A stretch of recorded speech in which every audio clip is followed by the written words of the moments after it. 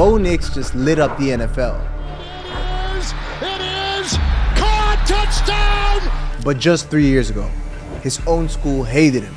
Bo pick sick Nix. We done with him, man. He ain't the Auburn quarterback no more. The fans ended up chanting for TJ Finley before the first half was over. Nix kind of standing by himself on the sideline watching. Kind of tough to look at. Really felt for the kid. Yeah, I felt like I was giving my all for Auburn and didn't necessarily feel the same from them. Auburn wasn't just any school. That was his dream. Bo grew up in Auburn jerseys, and that was because of his dad, Patrick Nix, who was a star quarterback for Auburn in the 90s. I grew up in the stands at Dad's football game, taping your ankles to go up there and sit in the stands and not even play, but just feel like you were a part of the game. This kid didn't think about NFL. This kid thought about being quarterback at Auburn and playing Alabama in the Iron Bowl. And that dream became an obsession. Bo played under his father at Pinson Valley High School, and together, they were deadly. Bo scored 161 touchdowns, threw over 12,000 yards, and brought the school back-to-back state titles. He became a national star and was ranked the #1 dual-threat quarterback in the nation. Offers came flying in from all over the country, but there was never a question. Bo Nix committed to his dream school, Auburn University. As a dad, it's incredible. I've seen him work from the time he was a little bitty kid. That's what people don't see. People see that, they just see the final product. I've seen the efforts that he's put in. The dream has finally come true, and I'm just ready to get down there and get started. Bo Nix arrived at Auburn with sky-high expectations. He wasn't just another freshman. He was Mr. Auburn. I was recruited to Auburn from the head coach, and he literally told me, "We have Bo Nix coming. You're set." So as a true freshman, he was named the starting quarterback, and the lights only got brighter. His first game was against the Oregon Ducks on national TV, a top 15 team led by quarterback Justin Herbert, who was in his last year before the NFL. When I ran out to the field, there were so many people, and that stadium was huge. Pretty much the whole time I was just thinking, don't mess up, don't mess up. Early on, Bo struggled, throwing 2 interceptions. And that's a second interception. But somehow, he stayed calm and led a comeback. Auburn was down 1 with 9 seconds left. Bo Nix dropped back, and he did the impossible. Throws it downfield. Caught. Touchdown, Williams. And it was like the best thing ever, and probably the worst thing that could ever happen to him. He started his freshman season 5-0. Then came Death Valley. Auburn versus #1 ranked LSU. Bo versus Joe Burrow. Nix stepped up, going toe-to-toe with the Heisman winner. Eventually, he fell short. And that's where Bo got a taste of the other side of the stardom. I was getting requests off Venmo, that people would find my name and be requesting the money that they bet on the game that they lost because it was, they bet, I didn't. They were asking for the money back, however old you are, requesting a 19-year-old kid who's going out there and doing legitimately, essentially far more than what they could do. And you're going out there and doing as hard as you can. And that's the product that we're putting out there with humanity. Right. Still, Bo had his chance to end his freshman season on a high. The matchup he had dreamed about since he was a kid. Auburn versus Alabama in the Iron Bowl. In a wild shootout, Mac Jones and Bo Nix went touchdown for touchdown. But when the dust settled, Bo walked away with the win, 48-45. It's like everything I ever dreamed. This is a dream come true. The Tigers finished with a 9-4 record, and Bo was named SEC Freshman of the Year. Now heading into 2020, Auburn was ranked #7 in the nation, but week 2 against #4 ranked Georgia was a disaster. Bo threw 0 touchdowns and 1 interception. Auburn lost 27-6, and it only got worse. Against unranked South Carolina, Bo threw 3 interceptions. Suddenly, the fans who were cheering him on now came up with nicknames: Bo Picks, Bo Pick 6, Mo Picks. He still showed flashes of greatness, but he just didn't live up to the expectations. The next season, Auburn hired Brian Harsin as their new head coach. He brought in LSU quarterback TJ Finley. It didn't seem like competition. Bo was the face of Auburn, but all of that changed when they played Georgia State. Let's talk about Bo Nix. The fans were skeptical of him going into the game. In the first half, he was 11 for 22 for 128 yards, but a number of those incompletions were just horrible passes. The fans ended up chanting for TJ Finley before the first half was over. And that's where Brian Harsin made the decision. Bo Nix was benched. TJ Finley came in, threw the game-winning touchdown, and the crowd went wild. Bo sat on the sideline, stunned. To be honest, I was kind of shocked. I knew in situations like that, unfortunately, the camera finds you a lot. So I didn't want to be the guy that was drawing the attention away from the game. And the hate reached another level. But you can't be here and you can't represent Auburn anymore because we sick of it year after year after year. You don't improve, you stay trash. The next week, Bo was named the starter, and he made one of the craziest plays ever as he led Auburn to their first win at LSU since 1999. But the noise didn't stop. After each game, the comments were full of mockery, and to Bo, that was painful, to the point he felt miserable. You wrote this. The students loved me at first when I was a freshman and we were winning, but by the end of my junior year, I was being booed off the field by that same student section. That was hard. I literally loved Auburn more than they did. And I wanted Auburn to succeed more than they did. And that's probably why a lot of the times, I would do anything to win, and why sometimes it didn't work out and it looked like I was out there just, doing whatever I wanted, because I literally just wanted Auburn to win so bad. And I'd put my completion percentage aside to win. I felt like I was giving my all for Auburn and didn't necessarily feel the same from them. So he made the toughest call of his life. Bo left his dream school and entered the transfer portal. This decision has been the toughest that I've ever made.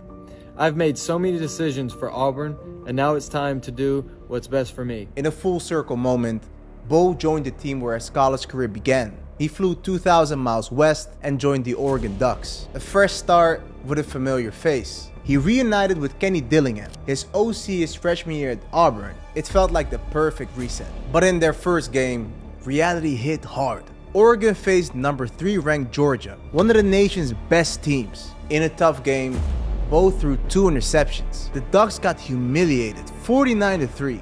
Bo felt terrible, but his dad, he was smiling. He walked out so happy. 3 things. Dan met him every time he walked off the field, and that just was good to happen. It hadn't happened in a while. Offensive lineman waiting on him. Walking in the tunnel, the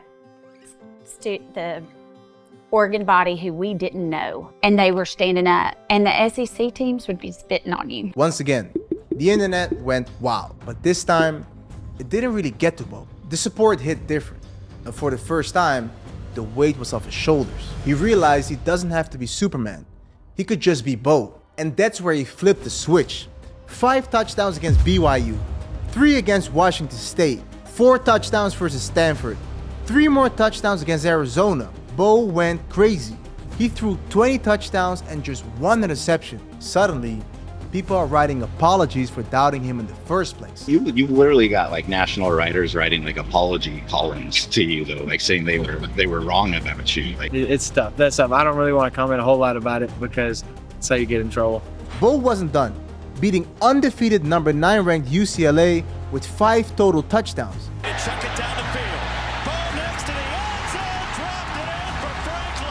The next game for Cal, 6 touchdowns. The kid they wrote off was now in the Heisman conversation. 13 rushing touchdowns, most in the country. 22 passing, 14th most in the country. 35 total touchdowns, number 1 in America. He's playing out of his mind. I think he deserves a flight to New York City because he's been so consistent. But then came his biggest test. Oregon faced rival Washington, led by Michael Penix Jr. in a game with huge playoff implications. The 2 quarterbacks went head-to-head in an absolute war. But in the close game, the Huskies came out on top, 37-34. But still, Bo played the best season of his career. And everyone was wondering, what changed compared to Auburn? Maybe the unhealthy pressure that is added to, 18 to 22-year-olds by, outside noise and fans. Like it's almost like an unhealthy obsession in the South. But even with all the new success, it wasn't the ending he was hoping for. So he came back for his 5th year. Not just confident, but comfortable. He dominated early, crushing Colorado's hype train and moving to 5-0. Bo looked like the most efficient quarterback in the country. But just when everything seemed perfect, his biggest test returned. The Washington Huskies, again led by Michael Penix Jr. It was a back-and-forth shootout, one of the best games of the year. And with the game on the line, Oregon lined up for a 43-yard field goal.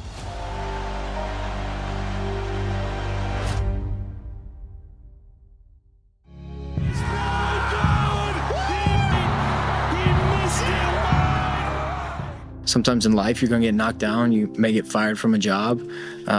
You may lose a sale, but I hope that doesn't stop you from going out there and trying to sell something else. There's a lot more to life than football games. I know that for sure. Tomorrow the sun will come up. God is still good. But Oregon bounced back, winning 6 games straight. And Bo, he was unstoppable, averaging nearly 4 touchdowns a game and completed almost 80% of his passes. This time, he wasn't just in a Heisman conversation. He was a serious contender, and if he keeps this up, he's gonna win that trophy. But one name stood in his way, Michael Penix Jr. And now, they'd meet one last time. Oregon versus Washington in the Pac-12 championship. You're talking about a Heisman winner leading the Oregon Ducks, and you're talking about a potential Heisman winner leading the Washington Huskies. Like always, this rivalry was an absolute classic, but in the final seconds, Oregon fell short. 31-34. Still, Bo put up some of the most ridiculous numbers in Oregon history with 45 touchdowns and only 3 interceptions. He finished the season as a Heisman finalist, coming in 3rd behind Penix and eventual winner Jaden Daniels. The move to Oregon paid off big time. This school has changed my life. Now it was time for the NFL, but the doubters never left. Dude checks down way too often. And there's some serious questions about whether he can throw the ball outside the numbers and deep down the field. I have never in my life seen a more obvious bust pick than Bo Nix. I'm off Instagram and I'm off social media because I just don't want to listen to it. That's right. It doesn't make me any better. A lot of that criticism wasn't even on Bo. It was about Oregon's system. Too many underneath throws. He's a system quarterback. His arm is mid, so Bo made the decision. Let's show everyone. At the NFL Combine. Some people question his arm because he takes a lot of underneath throws. I don't have any concerns. I've seen him power the football. I know he's got. It's a great ball. It's perfect. Yeah, perfect ball. He proved he had a real NFL arm, but on draft night, things took a wild turn. He told me I wasn't supposed to be there, you know? When I go crazy, y'all can go crazy. With the first pick, quarterback Caleb Williams. Second pick, Jaden Daniels. Third pick, Drake May.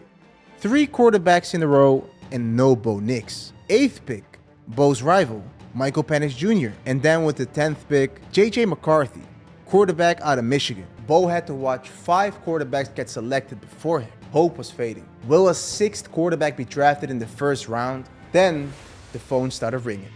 Hello? Hey. Yes, sir, I appreciate it. Absolutely. You want to win a Super Bowl? Broncos select Bo Nix. There it is. Quarterback, Oregon, 6 for 12. Bo was officially a first-round pick, but not everybody saw it that way. Bo Nix. There it is. Bo Nix. There it is. I hate this pick. To me, Bo Nix was a 3rd-round guy. But he didn't care. He blocked the noise and went to work. And by week 1, he won the first battle. Bo Nix is the starting quarterback for the Denver Broncos. It's Bo time. Bo time. I like it. He became the first rookie to start in week 1 for the Broncos since John Elway in 1983. The players even voted him team captain. The hype was real. But in the opener versus Seattle, it all vanished. Nix off his back foot towards the end zone, and it is picked. Nix. Oh no. Has all day, but it's intercepted. But after that tough game, Sean Payton had his back. You think Bo was a little jittery early and then finally... No, he seemed calm, poised. Yeah, I felt like he was very comfortable and ready. But in week 2, it was even worse. Nix protected to the back of the end zone, picked off. Can you take us through the interception in the end zone? Drop back, do it to the other team. In 4 games, Bo had thrown 4 interceptions and 1 touchdown. And just like that, the Bo Picks memes were back. People saying he should be benched, and every hater came out saying, I told you so. But Bo didn't flinch. The boos, the doubt, it wasn't anything new to him. So like always, Bo responded, throwing 3 touchdowns versus the Raiders. And on the sideline, he had a heated moment with Sean Payton, but it wasn't frustration. It was fire. Bo wasn't here to play around anymore. It was time to dominate. He dropped 4 touchdowns on the Panthers, caught 1 versus the Ravens, went head-to-head with Mahomes, losing only on a missed field goal. He dropped 4 touchdowns on the Falcons, becoming the first rookie in NFL history to throw for 300-plus yards and 4 touchdowns while completing 80% of his passes. in a crazy turnaround. Bo Nix went from a meme to contender for Offensive Rookie of the Year. If I had to vote right now, personally, I would vote for Bo Nix. In this 9-game stretch, Bo had 19 total touchdowns to just 2 interceptions, leading the Broncos to a 7-5 record. But then, disaster struck. On a scramble, Bo took a shot and fractured 3 bones in his back. As a quarterback, you shouldn't play through that. But Bo is different. He wasn't about to miss his first Monday Night Football. 3rd and 11. Down the middle. Mims. He's gone. Oh. Touchdown. But it wasn't just what Bo did. It was how he did it. I just think he brought a lot of confidence to the team. I think his composure, demeanor, mindset, everything you want in the quarterback, he does it at a class act. And that was true, because for the first time since 2015, Bo led the Broncos to the playoffs. Opening the season, nobody expected us to do this, but we didn't really listen to that. This team deserves it. In the postseason, Bo came out hot, opening with a 43-yard touchdown. But in a gritty battle, the Broncos came up short and the season was over. But quietly, Bo put up one of the best rookie quarterback seasons we've ever seen. 29 passing touchdowns, the second most ever by a rookie behind only Justin Herbert. Finished top 3 in Offensive Rookie of the Year, and he got ranked 64th by his peers in the NFL Top 100. But if you ask Bo, he's not satisfied. Just the way I think, it doesn't really matter what you're ranked. It's just, an internal standard that I have that I want to be the best in the world, and I know there's a lot of guys that I'm competing for that with, and I'm not going to stop until I at least give it my best try. Thank y'all so much for watching this video. If you guys want to support More Than Athletes, please like and subscribe. It really goes a long way. See y'all at the next video. Have a blessed day.